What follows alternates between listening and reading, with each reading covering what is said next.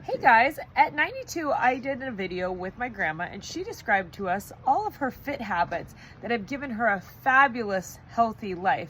Now, what has changed between 92 and 94, Grandma?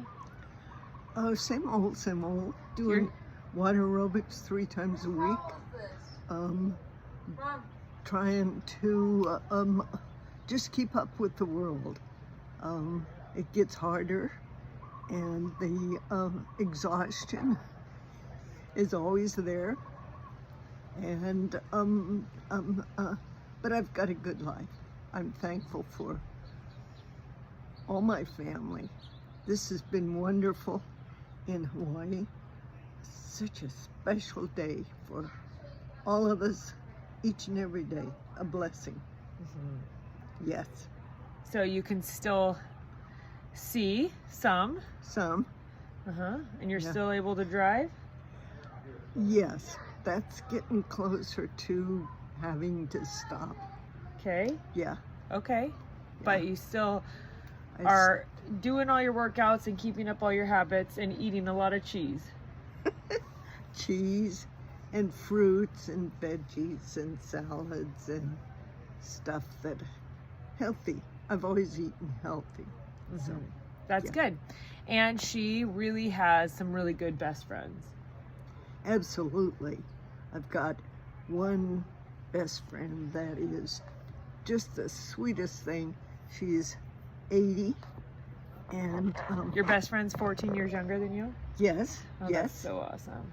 And she just takes me wherever I need to go if I need help, and she checks on me, and she's like a little sister. That's so sweet.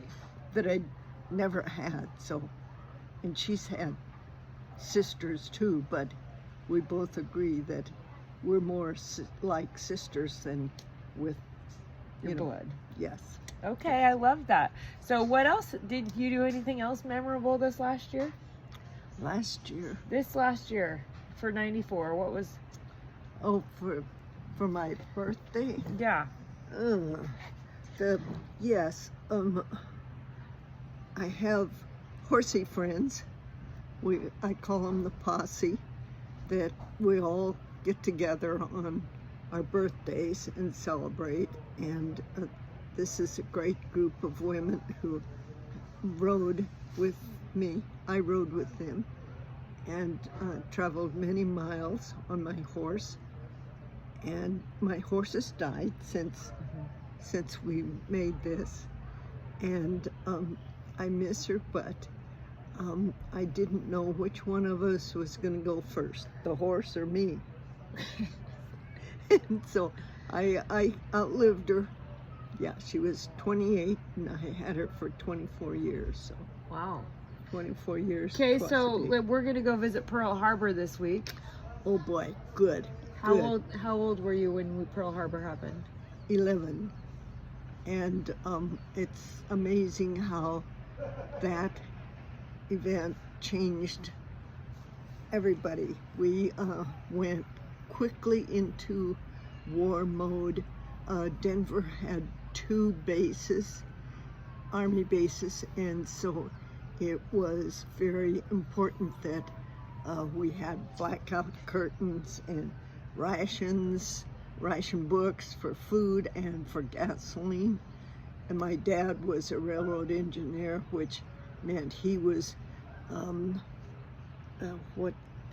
important, there's another word for that, it's slipping me, that he got gasoline rations. Oh, he was like important. That's not. No, I'm thinking of it. He had seniority over others for ration books or what? No. Because of his job? No. Well, yeah. I mean, we priority the family. No. We'll go on, and I'll think of it tonight at midnight. Okay. Yes, but and my brother was a fighter pilot, and he. How much older is your Uncle Jet? How much older was he? 8 years. Okay, so he was 19. Yeah. Okay. Yes, and he tried to get in earlier, and his eyesight was bad, so they told him to go home and eat carrots. So he went home and ate carrots, hoping he could get to do that. And then But he became one of the Minutemen. yes, that was after the war. That was Okay. actually after Korea, and the Minutemen were a precision flying team that flew actually all over the world, putting on air shows like the Thunderbirds and the Blue Angels. And that was his baby. This was Colorado National Guard. And Colorado did not appropriate the money to have another Minutemen year, so they disbanded the Minutemen, which my brother was heartbroken. So yeah, Wild. and he was over in the war. He was in Germany and France. I'll be your hula dancer. And Okay. there's a funny story about him. Do you want me to Yeah, tell it? go ahead.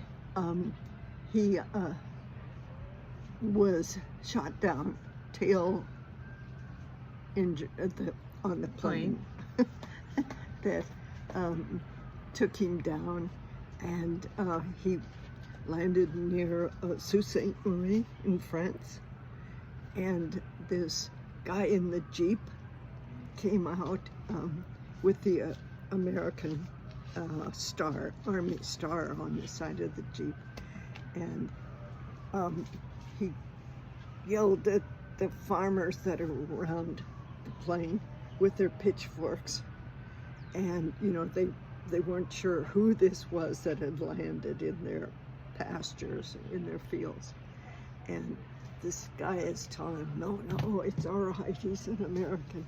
And it turned out to be Oh no. Somebody famous from France? Ernest Hemingway. Oh, that had to go down a couple times. Ernest Hemingway. And so he took Walt in his Jeep and took him back to the base, and my brother said to somebody, well, yeah, that was Ernest Hemingway that helped me, and they couldn't believe it, That's where he lived? And no, but he didn't know who Ernest Hemingway was, that he was a famous writer. Yeah. Well, at that time he was a war correspondent, and that's what he was doing in France.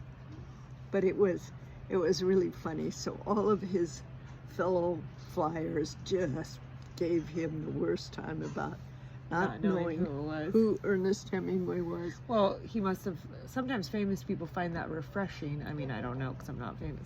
But when somebody doesn't know who they are, Yeah, when they just don't. That's funny. yeah. Because so that was 1940. That would Wait. have been, at 42, 43, Yeah, something like that. that's so awesome. Yeah. That's so awesome. Okay, well, this was a really special trip, and it is a special time, always, every single time that I get to hear my grandma telling me stories. And I love every year that you just keep staying healthy and fit. Okay, I gotta keep up with Amy. Yeah, that's right. I love you, Grandma. I love you too, sweetheart.